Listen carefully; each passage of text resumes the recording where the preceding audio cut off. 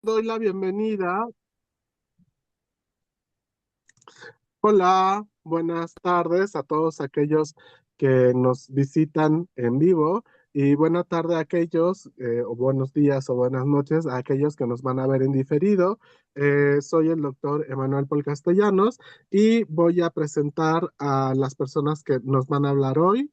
Para mí es un gusto eh, muy personal y muy que habla mucho de la bonomía del personaje, el que aquí esté Jorge Martín Valencia Rosas, que aparte de ser un guitarrista maravilloso, un músico increíble, un coleccionista igual genial, es una persona que se sabe de todo. De todas las cuestiones, ¿no? Que uno le pregunta y es una enciclopedia andante que aparte se sabe todas las referencias y se sabe todo lo que uno le pueda preguntar, ¿no? Y entonces hoy nos va a hablar sobre su archivo y para mí es un placer presentarlo a él y a César Sayas, que va a estar un poco moderando también por acá. Voy a leer sus reseñas. Jorge Martín Valencia Rosas, originario de la Ciudad de México, realizó sus estudios en la Escuela Nacional de Música, hoy Facultad de Música de la UNAM, bajo la dirección del maestro Alejandro Salcedo. Durante su trayectoria profesional de más de 20 años, ha sido invitado como instrumentista y ponente en foros culturales, tanto nacionales como internacionales, España, Cuba, Venezuela, por ejemplo. Desde el 2009 funda y dirige el conjunto Típico Revoluciones, agrupación dedicada a la divulgación de la música mexicana del siglo XIX. A esto se suma su esfuerzo por difundir la tradición mexicana musical de la hoy extinta Guitarra de Siete Órdenes a través del disco Independencia y Libertad o Muerte, la guitarra séptima mexicana, volumen 1 del año 2010. También ha sido becario del FOCAEM PECDA en las ediciones 2010, 14 y 17 y beneficiario del Lima en el programa Proyectos de Inversión en la Producción de Música Nacional 2012. En 2021 le fue otorgado a nivel nacional el reconocimiento al mérito por parte del Instituto Nacional de Antropología e Historia por su ardua labor de rescate y difusión del patrimonio documental y musical del siglo XIX mexicano. Por último, en el 2023 y 24 fue director artístico del Festival de Música Mexicana del siglo XX, Recuerdos en la sombra de otros tiempos de la Honorable Cámara de Diputados. Y por otra parte, nos acompaña, por supuesto, nuestro querido doctor César Octavio Moreno Sayas, director de esta AC, Ópera en Movimiento, organización que se dedica a la producción, investigación y distribución de contenido cultural y artístico, trabaja en la coordinación de proyectos artísticos y académicos, así como en las cooperaciones interinstitucionales como las que se tiene con Ópera BAP. Adicionalmente, el doctor Sayas es miembro de la Junta Académica del Diplomado de Ópera Mexicana de Fundación Arte contra la Violencia, que dirige la doctora Enid Negrete. Ha producido en México el estreno latinoamericano de Achille Latea y Polifemo de Händel, así como el estreno mundial de la ópera Eugenia de Armando Ortega Carrillo, que está de libre acceso en Ópera en Movimiento para quien quiera acceder a esta partitura. Además de lo anterior, ha colaborado como ponente, crítico, ensayista o docente en instituciones y medios como ProOpera, Opera Wire, Mexican Cultural Center, Universidad Anáhuac Norte, Academia Sibelius, Universidad de Nottingham, entre otros. Muchas gracias a todos por acompañarnos. Se despide por ahora de ustedes el doctor Emanuel Paul. Adelante, doctor César. Muchísimas gracias, Paul. Muchísimas gracias, Martín, por aceptar la invitación a y muchísimas gracias a todos los que están presentes. Para nosotros ha sido un gusto preparar tesoros musicales mexicanos que han tenido muchos ponentes muy interesantes y el que tengamos ahorita a Jorge Martín Valencia realmente es un grandísimo cierre. Porque realmente, como comentó Paul, estamos hablando de una persona extraordinaria con una colección y una mente impresionante en la relación con archivos. Es algo formidable. Entonces es un grandísimo cierre que tendremos, el cual estamos realmente honrados. Pues como comentó el doctor Paul, nosotros nos dedicamos aquí en Opera en Movimiento no nada más a la producción de espectáculos, sino también a la investigación y a la distribución. Entonces nos interesa mucho compartir los conocimientos, las investigaciones, las partituras y muchos elementos que se han ido formando, que se han ido editando. Y es así como en nuestra página en Ópera en Movimiento tenemos una sección, como comentó el doctor, de Open Access, donde vamos subiendo diferente material que vamos a ir creando para el beneficio de todo mundo. Sí, así como con esta misma motivación que creamos estos ciclos de pláticas también para compartir y que la gente pueda dar más de lo que ellos conocen y que se den a conocer. Entonces, muchísimas gracias, Martín, por aceptarles la invitación y comienza.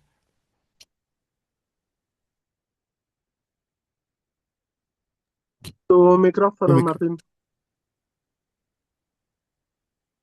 Ahora sí. Perdón, mil disculpas. Me he estado haciendo un poco de pelotas con la computadora.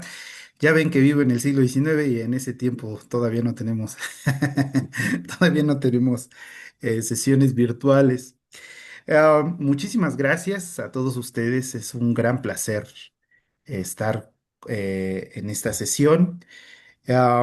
Cuando me invitan, pues es justo y realmente motivo de festejo el que hagan ustedes un espacio, no solamente para la actividad escénica de la ópera, sino para pues el material de donde emerge tanta memoria, ¿verdad? Musical, que son los archivos, que son cada una de las fuentes que nos dan respaldo y trabajo, ¿verdad?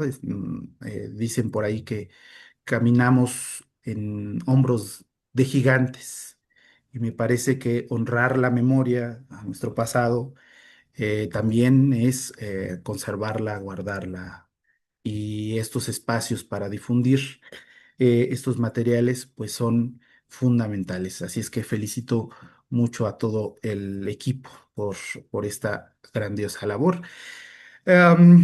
Bueno, voy a compartirles una presentación que he preparado y que básicamente mi historia va a ser contarles un poquito de mi trabajo relacionado a reclutar fuentes materiales que tienen que ver con lo que primordialmente soy, intérprete de guitarra, y cómo la necesidad de tener estas fuentes me ha orillado a hacer una búsqueda pues realmente ardua. Puedo decir que de verdad cansada, no muchas personas, y bien lo saben, por ejemplo, Paul, eh, que es recurrir con mucho tiempo a buscar las fuentes. Y entonces yo lo he hecho, ya tengo básicamente 22 años, poco más desde que se me prendió el foco también, también entre que supe algunos, digamos, algunos vericuetos de cómo encontrar, fue algo que he ido resolviendo bajo mis medios, no he tenido ciertamente como no hay una escuela para esto, sino es el amor y el querer hacer las cosas, el recuperar la memoria, lo que ha venido eh, eh, formando este acervo. Entre interpretar y coleccionar, 22 años tras las pistas de la guitarra de siete órdenes en México, principalmente es el siglo XIX y XX, aunque ahorita voy a acotar porque también puedo poner el siglo XVIII. Y bueno, ahora sí, como dijeran por ahí, acompáñenme a ver esta alegre historia. Bueno, sí, efectivamente, todo comenzó eh, emergiendo el siglo XXI para mí, o el que busca encuentra, por supuesto. Y hubo siempre, en el cambio de 1999 al 2000, hubo siempre algo que me llamó la atención ya siendo alumno de la Escuela Nacional de Música, bien lo menciona Paul, ahora Facultad de Música de la UNAM. Yo llego prácticamente en el 2000 a formar parte de la matrícula estudiantil y me encantaba muchísimo el siglo XIX, la guitarra en el siglo XIX europeo y saben muy bien que es este canon para los guitarristas que los nombres más preponderantes en ese periodo pues son Mauro Giuliani, Fernando Carulli, Fernando Sor, Dionisio Aguado y estos fueron los que me incitaron a querer más el siglo XIX, siendo alumno del primer semestre del propedéutico en aquellos tiempos, pues me llegó tarde o temprano pues la pregunta que yo creo que a muchos que andamos en la recuperación de música de nuestro pasado, pues bueno, ¿qué había en ese momento en el que estaba triunfando Carulli, Fernando Sor y toda esta legión de europeos, de guitarristas que había aquí en México? Había actividad guitarrística, era un desierto, nadie pelaba la guitarra, nadie la conocía. Todas esas preguntas tan inocentes, a lo mejor inclusive hasta tan vacuas, fueron las que comenzaron todo. Y entonces una de las primeros, o de los primeros comienzos de emprender la búsqueda fue eso. ¿Qué estaba pasando en México y si yo podía formar o cómo podía formar un repertorio en caso de que hubiera un repertorio mexicano, cómo yo lo podía tocar, tener acceso a las fuentes, a las partituras? Eso por un lado.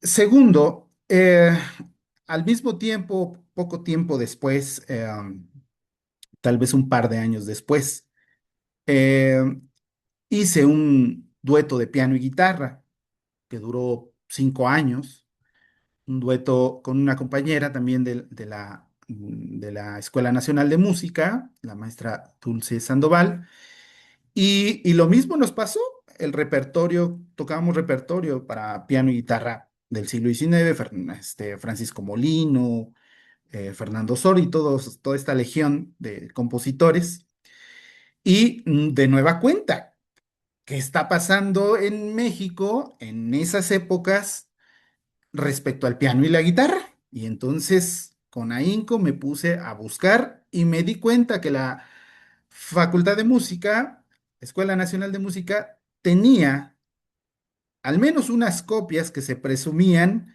estaban en la biblioteca y eran sobre el instructor filarmónico de José Antonio Gómez. Y quiero mucho a José Antonio Gómez porque fue básicamente el que me insta con ahínco a buscar de forma obsesiva fuentes, primero que nada, para nuestro dueto y, por supuesto, lo que se iba añadiendo para mi repertorio solista. Entonces se me forma esta, esta, esta máxima que hasta a la actualidad tengo, que es la recuperación, la divulgación y, claro, la conservación de testimonios del instrumento. ¿Qué nos lleva a ello? Pues a sus compositores, a sus intérpretes, a sus constructores de los instrumentos. Y tenía un objetivo de salida, que era una presentación o las presentaciones escénicas. Es decir, yo como guitarrista tenía que utilizar todas esas fuentes para estar en el escenario y para compartir con el público repertorio del siglo XIX mexicano. Se escucha muy bonito, sin embargo, se me atravesaba un gran problema por dónde comenzar a buscar. Claro está que muchos maestros, cuando uno comienza a entrar más de lleno a la carrera, y obviamente cuando tiene uno que cumplir con ciertos requisitos académicos, eh, llámese materias que tienen que ver con investigación, la propia titulación, pues te das cuenta que hay algunos maestros que se dedican a la investigación y que te pueden ayudar. Bueno, también se escucha bonito. Y como alumno, pues yo me acerqué a muchos profesores que además eran también trabajadores de instituciones de investigación, eh, y también eran o formaban parte de programas de recuperación de memoria sonora de memoria escrita y sonora en repositorios como por ejemplo la Catedral, y por ahí en aquellos momentos estaba emergiendo también programas como Musicat y otros tantos. Sin embargo, aquí yo tuve una ruptura porque básicamente la verdad es que me trataron, en la gran mayoría me trataron muy mal. Los propios investigadores, claro, debo de mencionar que tuve a bien conocer a gente extraordinaria, gente bellísima, gente con una gran solidaridad y con un gran corazón que me echó la mano.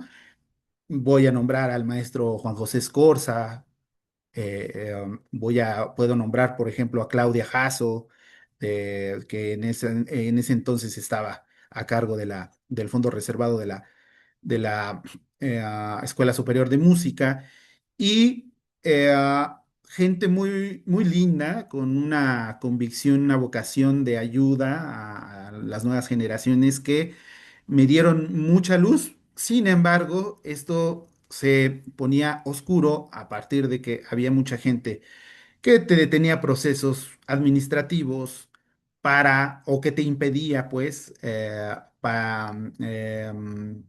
cosas para que no tuvieras acceso a esta información. Eso fue lo que básicamente me enfadó y quise absolutamente eh, comenzar una historia desde otro ángulo, otras perspectivas y otros espacios. Así es que la única que me recibió con los brazos abiertos fue la calle, literalmente. Eh, um, Como buen alumno, hice todo mi recorrido por todos los repositorios, digamos, obligados. eh, Fondos reservados de la Escuela Nacional de Música, del Conservatorio, de la Escuela Superior de Música, algunos públicos, como la Biblioteca México, el Archivo General de la Nación. Hice toda esa rutina. También me enfrenté con una pesadilla que era la burocracia, y eso también me terminó enfadando. Cartas que nunca se respondían, cartas que nunca llegaron, en fin, no era para mí ese mundo. Y entonces me salí a buscar mis propias fuentes documentales, que puedo englobar en tres objetos, tres fuentes, tres materiales que me han dado, y que a continuación les voy a mostrar el andamiaje de todo mi argumento como instrumentista. Eh, Primero que nada, estas historias narradas por la luz y la plata, llámese, ay, perdón, ah, a ver, ahí voy.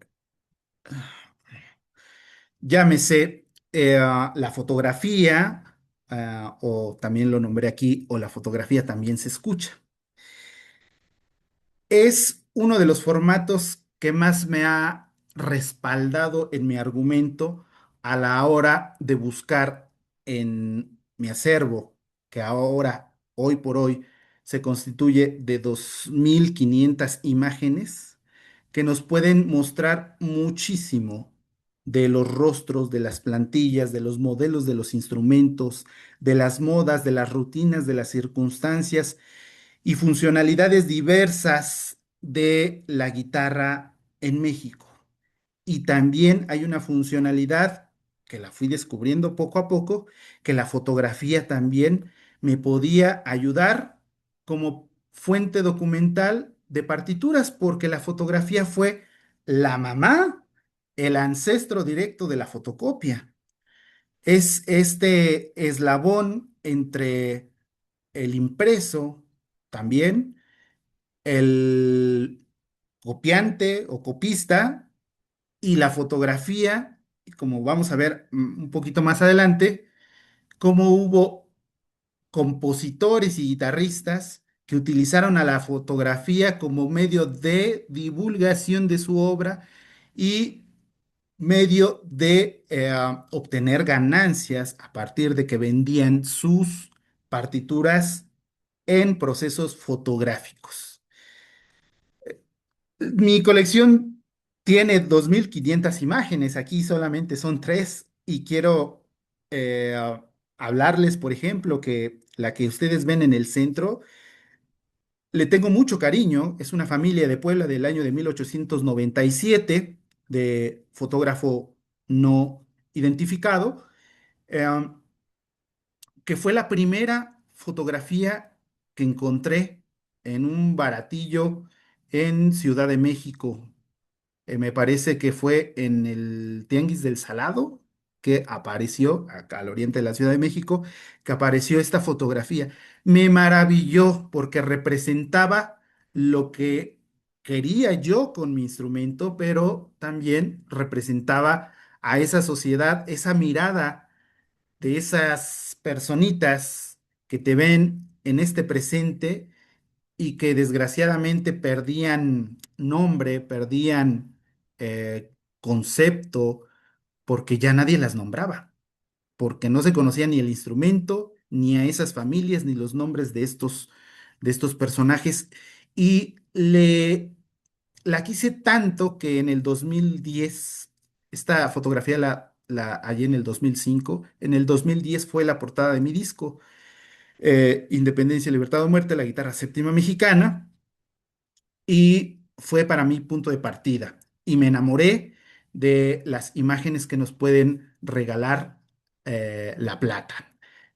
Otra de mis consentidas pues, es mi Minerva. Aquí la tienen fotografiada por Francisco Lavillete. Por cierto, Francisco Lavillete, fotógrafo italiano, que avecindado en la Ciudad de México, que tiene su estudio casi enfrente del Palacio de Bellas Artes, que funda la famosa Compañía Industrial de Fotografía, hace un muestreo de todas las tiples y de todos los, digamos, los maestros de escena, todas las luminarias, todas las chicas tiples pasaron por sus lentes. Entonces, Mimi de Herba, esta, ustedes la van a recordar, por ejemplo, eh, es la abuelita de Chachita, en Ustedes los ricos, ¿no? Bueno, ahí ya se muestra de avanzada edad, aquí estaba muy jovencita, cerca del año de 1925. Otra fotografía de Puebla, de un personaje que está presumiéndonos seguramente su oficio, que era ser guitarrista, y que el fotógrafo capturó, eternizó, como ellos decían también, eternizó su imagen para su entorno social, para sus más allegados, pues lo eternizó con algo que él quería aventar para el futuro, que era que lo reconocieran y lo recordaran como músico, como septimista, es decir, aquel que ejecuta la guitarra séptima. La segunda parte de esta historia tiene que ver con los libros, los documentos y como dijera Juan de Dios Pesa, con esos papeles que amarillan de viejo. Así menciona en una bellísima narración Juan de Dios Pesa todos los papeles antiguos que uno va colectando. Y esta es la materia prima de yo como intérprete. Eh, Me baso básicamente en, valga la expresión, en lo que los compositores nos dejan como música escrita.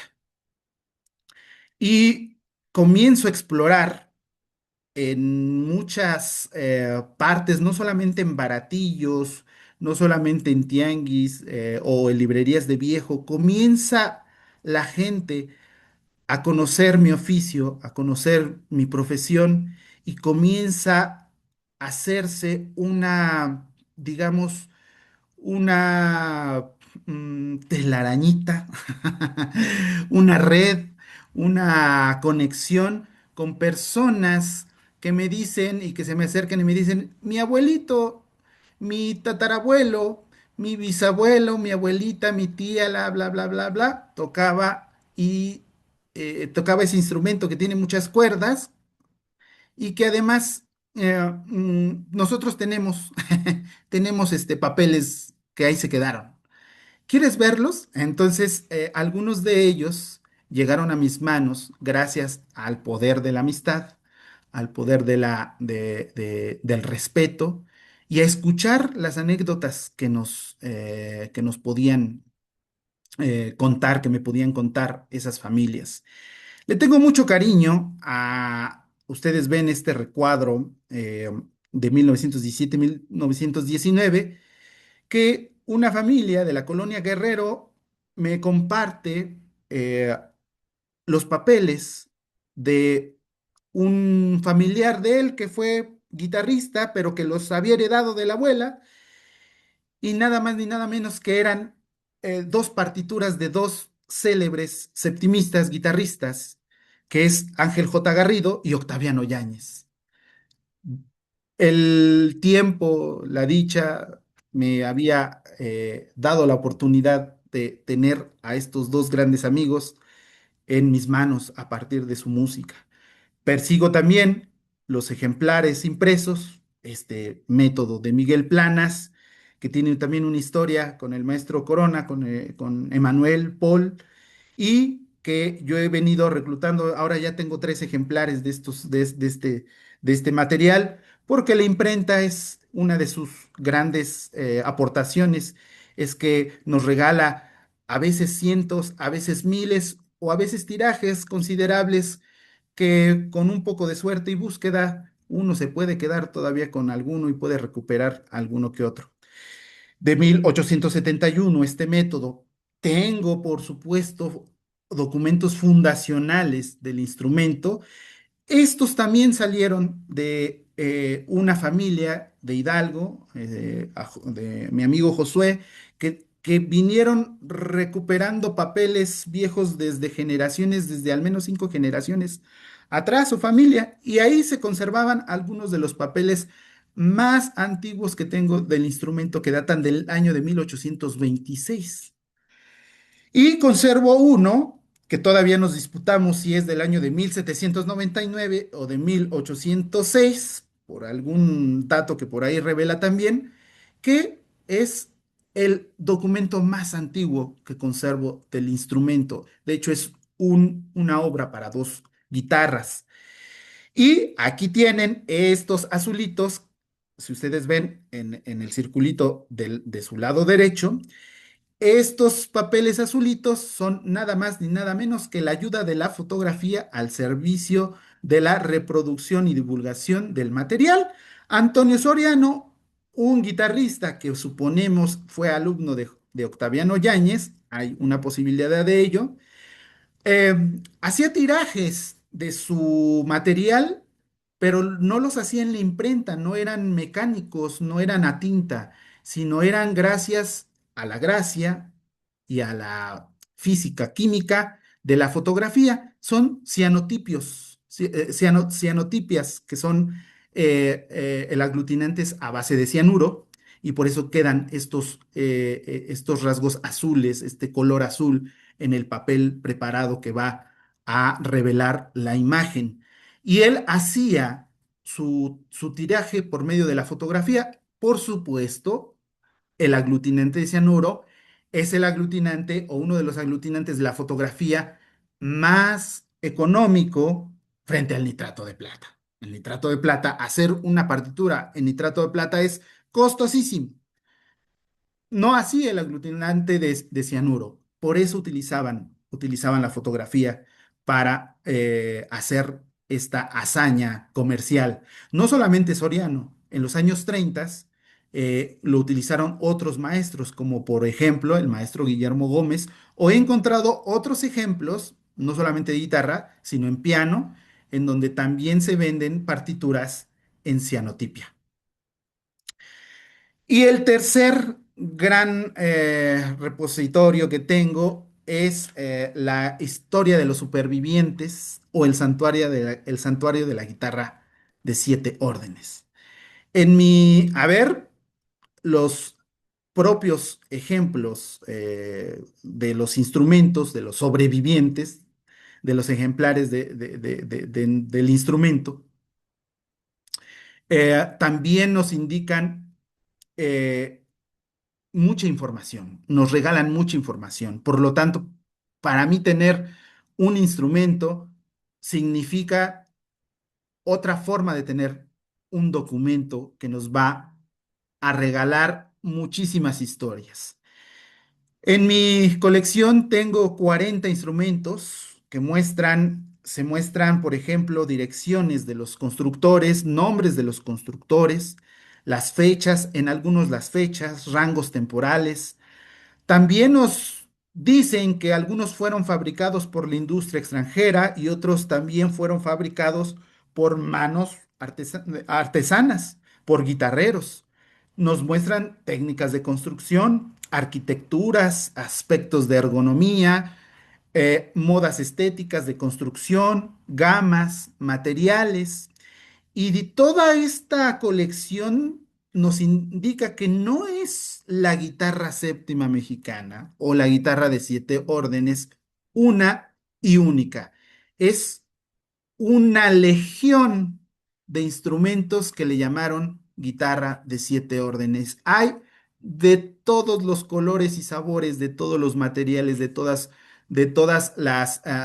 los materiales, de todos los ornamentos también. Por ejemplo, mi primera guitarra séptima, la obtuve en el 2009 y es la del recuadro, la que dice 1925, que tiene una calcomanía.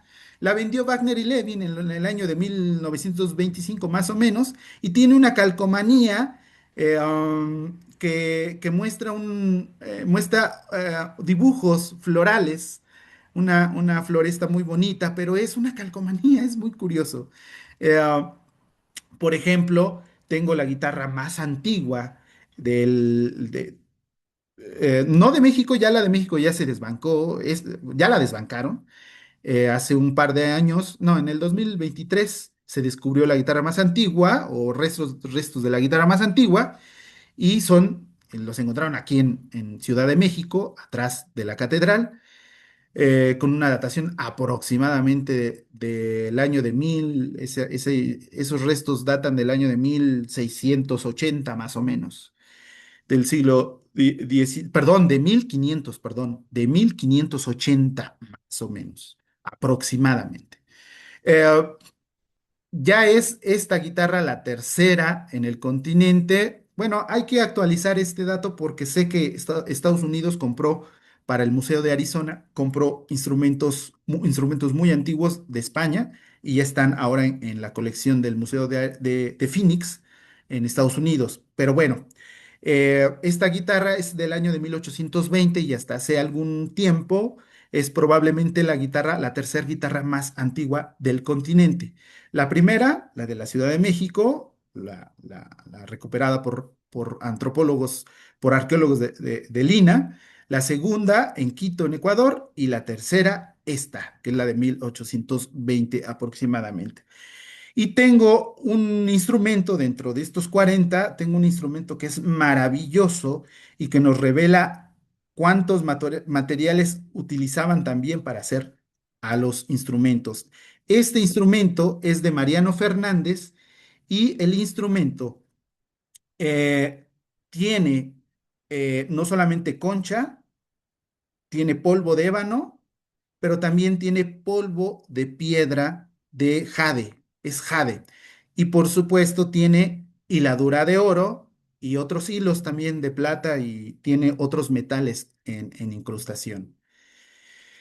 Eh, Todas estas fuentes dialogan tarde que temprano en mi discurso escénico y se hace la magia cuando hay correspondencias entre las fuentes que voy reclutando. Es maravilloso observar, por ejemplo, en estos dos ejemplos fotográficos, Tienen al célebre Octaviano Yáñez, el primer guitarrista mexicano en grabar de forma comercial. Eh, Tienen que su guitarra era una José Camacho.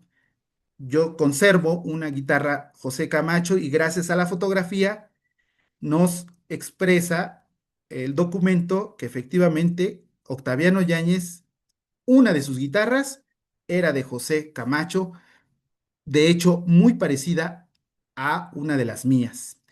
Por ejemplo, tienen una guitarra alemana del año de 1920 donde la señorita Carolina eh, está portando un instrumento que es básicamente el mismo modelo que recupero yo hace algunos años, hace 5 años, en Hidalgo, este instrumento y es básicamente el mismo modelo. Este es fabricado por la industria alemana, que es básicamente el mismo objeto que porta la señorita Carolina en su imagen fotográfica.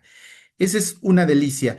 Todo esto que les acabo de comentar a grosso modo, y ya para comenzar a cerrar la sesión, pues me lleva a algo que es la interpretación de todos estos elementos, tanto de la partitura como de los objetos, como de la propia fotografía que nos revela hasta circunstancias de poses, hasta circunstancias sociales y le he titulado yo a esta diapositiva, pues manos a la obra.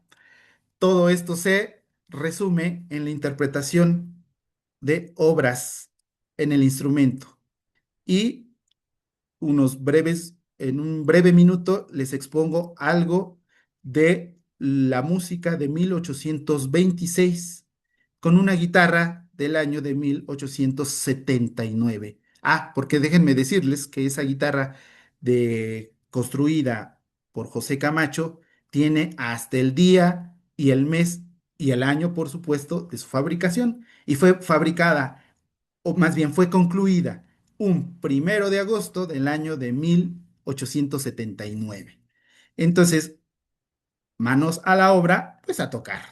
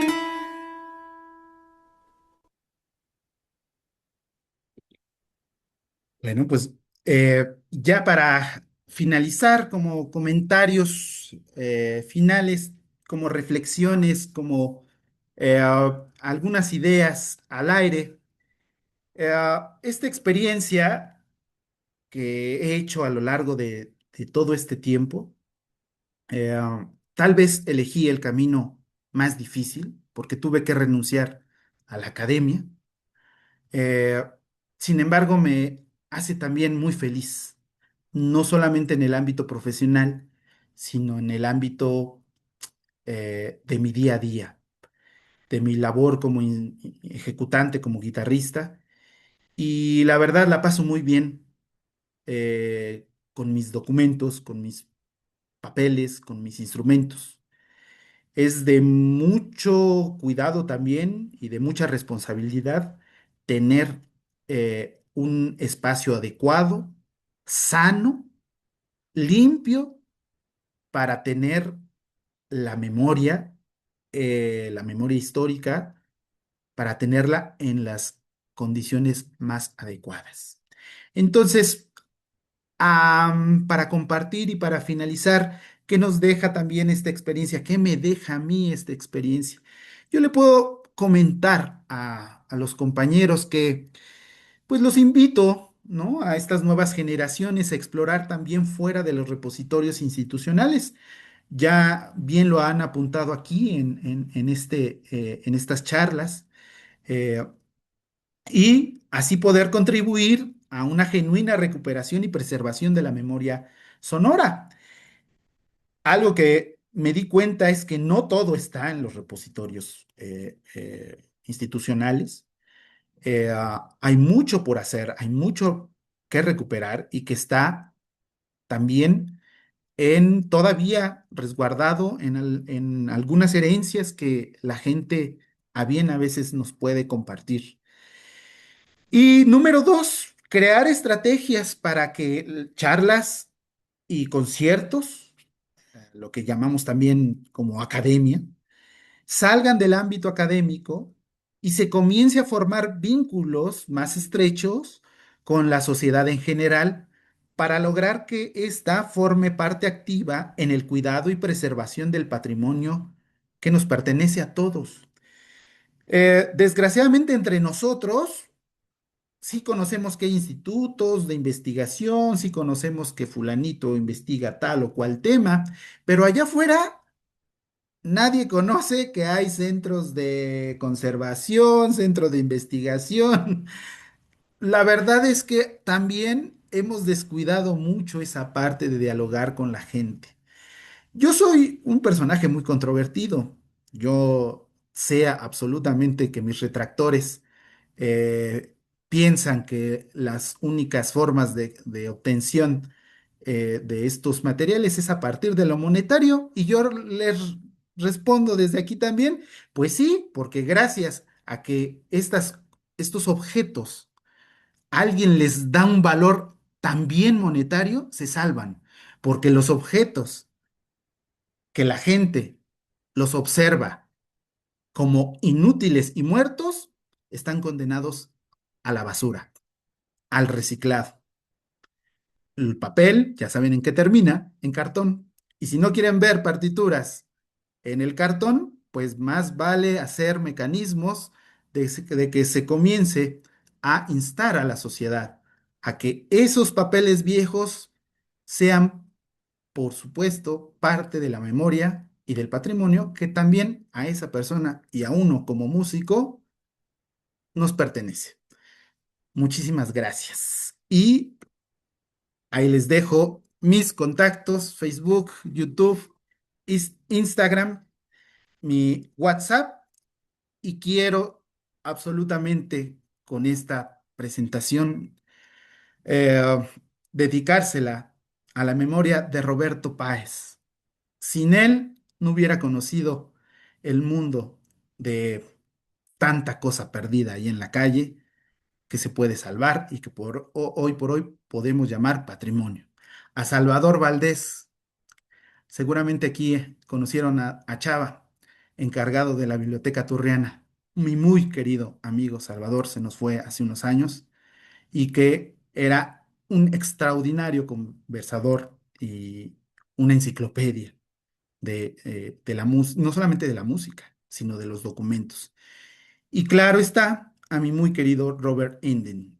El COVID me lo eh, hizo que se fuera de esta vida, pero dejó una huella, una memoria y una enseñanza muy profunda en todo mi corazón. A ellos les dedico esta ponencia. Muchas gracias.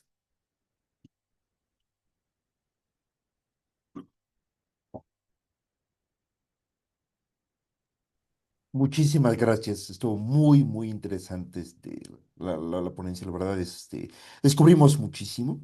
No sé si alguien tenga alguna pregunta y quiera participar. Yo nada más quisiera dar un testimonio.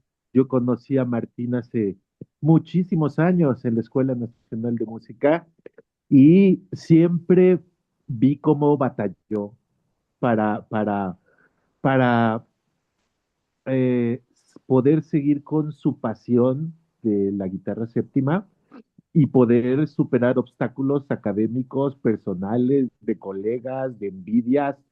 De alguna manera compartimos la cosa porque, bueno, yo me dedico a instrumentos también antiguos y siempre eran los locos, ¿no? Yo me acuerdo que era el loco ese Martín de la guitarra del siglo XIX que nadie creía, ¿no? Que iba a encontrar algo, ¿no? Yo me acuerdo de todo el mundo diciendo, no hay nada, ya para qué busca, ya fuimos a los repositorios institucionales.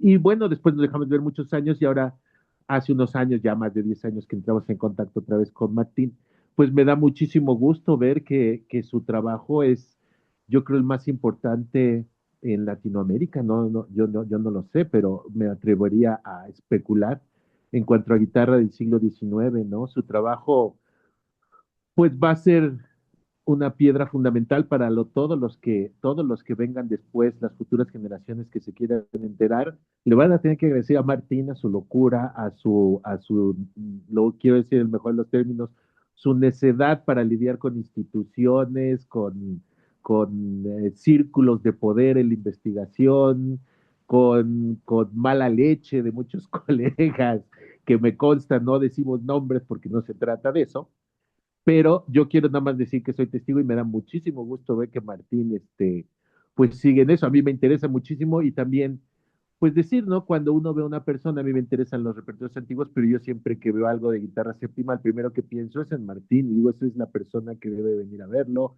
el que debe estar, tener el acceso, porque es el experto ahora.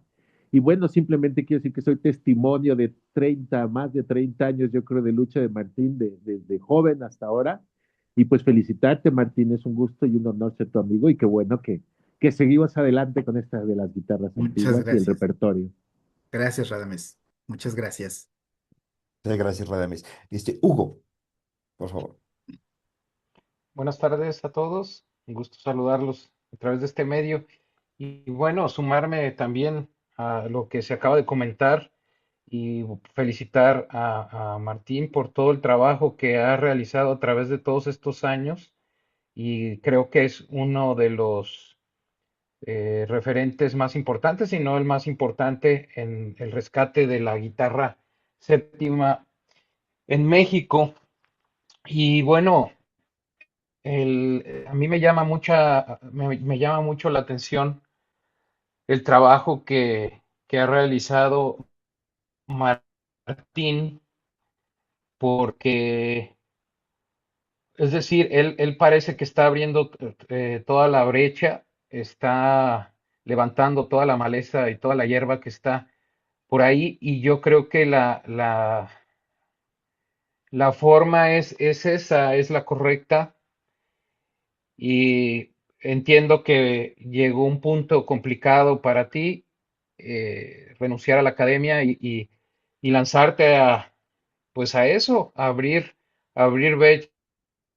brechas, porque estamos también un poco o un mucho involucrados en esta labor que tú has hecho. Yo quiero reconocer tu gran trabajo, quiero pues decir que en efecto creo que has escogido la vía correcta porque no habría con quien tú puedas estar guiándote, ¿no? Seguramente has recibido consejos de todos lados, pero a final de cuentas tú eres el que ha abierto el camino más el trabajo que has hecho y en lo particular, en lo personal, pues los años que llevamos conociéndonos, reconozco muchísimo tu trabajo. Muchas felicidades. Muchas gracias, Hugo. Muchas gracias. Muchísimas gracias, Hugo. No sé si quieres comentar algo, Martín. Si no, yo tengo unas preguntas. Adelante, César. Adelante, mejor. Bueno, más que pregunta, bueno, no es una, pregunta es, ¿cómo cuidar todo ese acervo? Digo, normalmente esperamos muchas veces que las grandes instituciones pues tienen supuestamente, aunque no sucede, luego presupuestos para conservación, diferentes guardas, diferentes aire acondicionado, y todo ese montón de cosas que muchas veces nosotros en las casas pues no tenemos. carecemos muchísimo de esa información. Entonces, mi primera pregunta es precisamente es, cómo cuidar todo ese grandísimo acervo. Y la otra, me encantó cuando comentaste acerca de, pues, que la academia tiene que saber distribuirse, darse a conocer, no nada más dentro, pues, de las instituciones, sino cómo hacerse más social realmente. Porque como dices, pues, la gente muchas veces, pues, no sabe si el CENIDIM existe o no existe, o para qué funciona, nada más, pues, tal vez haya algo por ahí, entre muchas otras instituciones, un ejemplo. Y esto me trajo mucho a la memoria un ejercicio que nos tocó mucho en el doctorado, donde nos invitaban a veces para cualquier tipo de evento, por ejemplo, exposiciones de pinturas me tocó, una exposición que no tenía nada que ver con mi tema de investigación, pero era, escoge una pintura de ahí y trata de relacionarla con tu tema de investigación. Y otra de las convocatorias que había, era, si quieres ganarte un litro de cerveza en el bar, explica en 2 minutos de qué trata tu investigación a gente que no tiene ni idea de la parte de música, no tiene ni idea, pero tienes que transmitirle de por qué tu investigación es importante. Entonces, creo que precisamente son esos ejercicios que muchas veces aquí en México luego como que tratamos de evitarlos porque tenemos que movernos nada más en el ámbito, en el club cerrado de la institución y ya de ahí no nos movemos con la sociedad, de cómo explicarle de, pues, para qué servimos, para qué estamos, por qué tenemos que estar a veces o eso. Entonces, digo, eso me recordó mucho esos elementos. Bueno, primero que otra cosa, muchísimas gracias a Radamés, a Hugo, por sus comentarios. Sí, ya tenemos y una de las grandes fortunas eh, de esta investigación, pues es que he dado con personas tan buena onda, tan solidarias como lo son Hugo y Rada. Eso es creo que lo más valioso de esta investigación. Ah, cómo cuidar los objetos. A lo largo de estos años también me he tenido o he tenido la necesidad de tener que asistir a cursos relacionados a la preservación de patrimonio. Esto porque indiscutiblemente los montoncitos de varios materiales son un foco o pueden ser un foco, y sobre todo que hablamos de materiales muy antiguos, pueden ser un foco de infección si no lo sabemos tratar. Y obviamente cada soporte, cada material tiene sus condiciones, tanto microclimáticas, como sus amigos y enemigos. Hay quienes hay bichitos de todos los tamaños, desde microbianos hasta macrofauna, que están interesados también en los documentos, pero para hacer madrigueras, pero para comérselos por el material, en fin. Bueno, una de las grandes cosas que siempre hago, sobre todo en las noches, es limpiar mi acervo, también darle uso. Yo les recomiendo muchísimo a los que tienen acervos documentales, el primer amigo de los bichos y enemigo de uno es el polvo. Mantener aseado los lugares de los repositorios es fundamental. El polvo llama a todos los bichos, desde micro hasta macro. Entonces, tener aseado los lugares, eso es lo correcto. Ahora, también cuestión de humedad, todo por abajo de, relativamente, bueno, no todo, pero bajo, digamos que ciertos objetos, ciertos materiales, madera, algunos plásticos, algunas resinas, el papel, por supuesto, abajo de 60 de humedad, de unidades de humedad relativa es propicio para que el documento no llame a colonias de micro y macros bicho, pues, ¿no? Eh, ah, hay que también saber conocer los materiales. Las guitarras son, en su más del 90% son madera, ¿no? Hay que acercarse a observar cómo se comporta la madera en el tiempo, quiénes, les digo, quiénes son sus amigos y enemigos de estos materiales. El papel es otro, ¿no?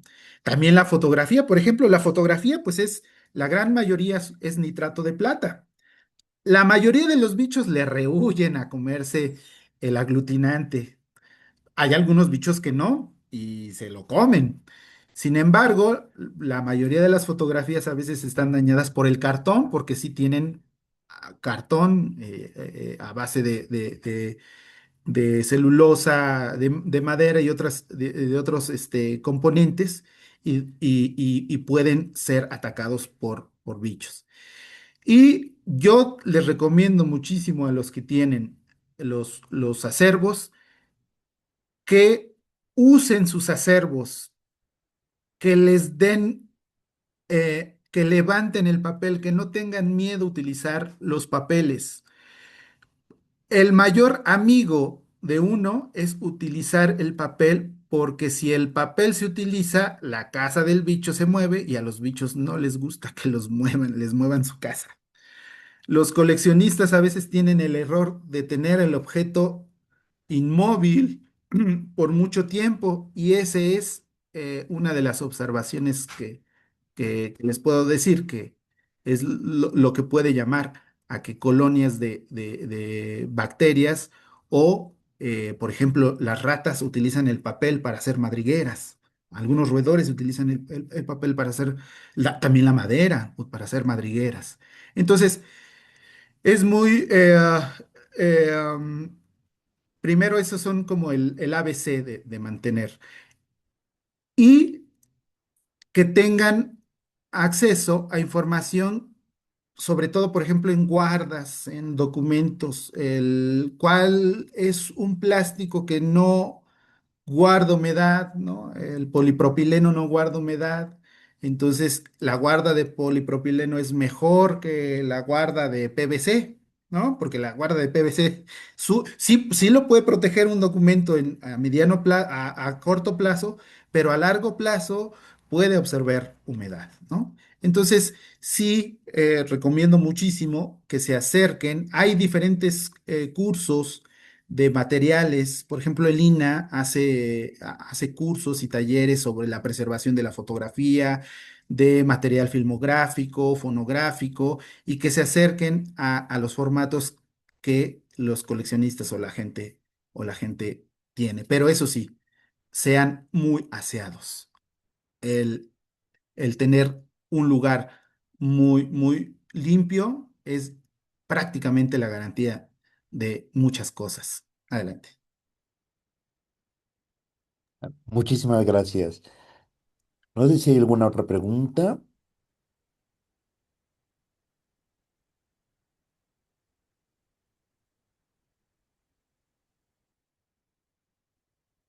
Ah, a mí, bueno, me gustaría hacer un último comentario respecto, pues, a la cuestión de los archivos y a su preservación, ¿no? Creo que los archivos privados tenemos como una gran ventaja, que es que nunca estamos asentados, sino que siempre estamos moviéndonos. Siempre hay, ya no quiero esto, me voy a deshacer de esto, o ya en este momento ya no lo voy a estudiar, así que adiós. Cosa que que los institucionales no, y que de repente los catálogos se quedan muy desactualizados por la misma llegada de nuevos archivos, y se quedan como un poco estancados, y de repente eso hace que los archivos institucionales eh, carezcan incluso de una buena aproximación hacia el público, ¿no? Porque claro, como les llega tanto material de gente, de maestros que se mueren o cualquier cosa, entonces ya no saben qué hacer con tanta cosa, que quizás tal vez, o sea, realmente ni siquiera les sea necesario, ¿no? O sea, pienso como en estas enciclopedias que antes, obvio, se necesitaban y se ocupaban, y actualmente pues ya no, y aparte se desactualizan muy rápidamente. Entonces quizás si tu mamá juntó para hacerte la enciclopedia Salvat de compositores, pues ya ahorita quizás la biblioteca haya tenido seis, las siga teniendo allá, pero ya nadie las utiliza porque es mucho más fácil ir a Wikipedia y preguntarle quién es el que el que ha hecho nueva investigación al respecto del personaje o definitivamente ver la entrada de Wikipedia, ¿no? Entonces, eso hace que los archivos de repente sean como una cuestión muy estancada, los archivos institucionales y los personales no, en realidad justo están siempre moviéndose, hay un ir y venir de muchas cosas, de muchos ítems, ejemplares y demás. Entonces, creo que eso es fantástico, no solo en una cuestión de vemos tu archivo, que no es solo de partituras, sino también instrumentos, fotografías y demás, ¿no? Entonces, creo que es un archivo envidiable, muy saludable aparte porque tú estás constantemente haciendo interconexiones entre épocas, autores y demás, ¿no? Entonces, te damos un agradecimiento muy fuerte de nuestra parte, desde Ópera en Movimiento, por esta plática y por habernos enseñado parte de tu archivo. Muchísimas gracias por todo, Martín. Al contrario, muchas gracias a cada uno de ustedes y festejo muchísimo que estos encuentros se den. Eh, Cuiden mucho sus archivos. Observen también si hay fugas de agua. Eso como, como daña, que se meta la humedad, daña guitarras, daña papel. Les encantan las platillas cómo devoran el papel. Los papeles son una pizza para las platillas. Entonces, cuiden muchísimo. Muchísimas gracias a todos ustedes. Gracias, que tengan una excelente tarde. Y bueno, muchísimas gracias a todos los que nos acompañaron en esta plática, a los que nos verán en diferido y muy buenas tardes a todos. Saludos a todos. Muchas gracias, doctor César Sayas, Jorge Martín Valencia y hasta luego. Nos vemos Hasta el próximo luego. mes. Adiós.